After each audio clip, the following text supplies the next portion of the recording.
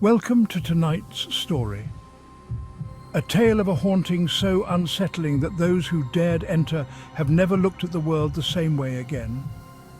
This is the story of room 318, where an innocent night in a hotel turned into a living nightmare. It was a chilly October evening in 2007 when Sarah, a travelling saleswoman, checked into an old forgotten hotel on the outskirts of town. Tired from a long day of meetings, she wasn't looking for luxury, just a place to rest. She was assigned room 318, tucked away at the end of a long, dimly lit corridor. From the moment she stepped inside, Sarah felt off. The air was colder than the rest of the hotel, and there was an eerie silence, almost too quiet.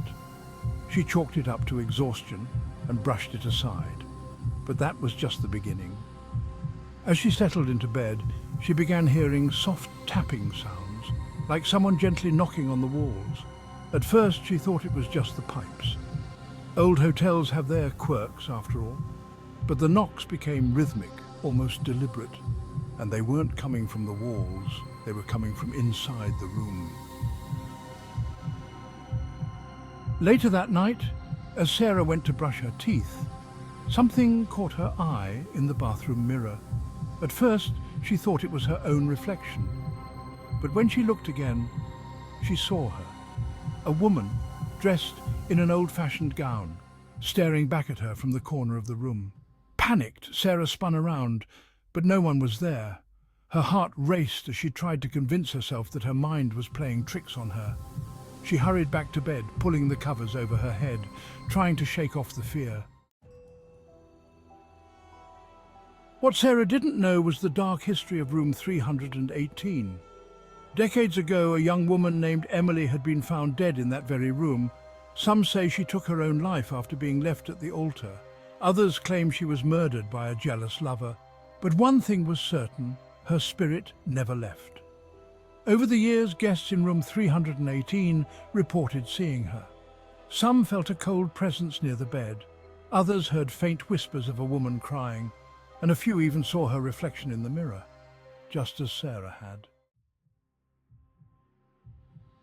Around 3 a.m., Sarah was jolted awake by an intense cold. Her breath was visible in the air, and the room felt like it had dropped below freezing. Then she heard it, a soft, sorrowful sob coming from the foot of her bed. There, at the foot of her bed, she saw the outline of a woman, Emily. Her dark hair fell over her face as she stood unmoving, just watching Sarah. Paralyzed with fear, Sarah couldn't move. She couldn't scream.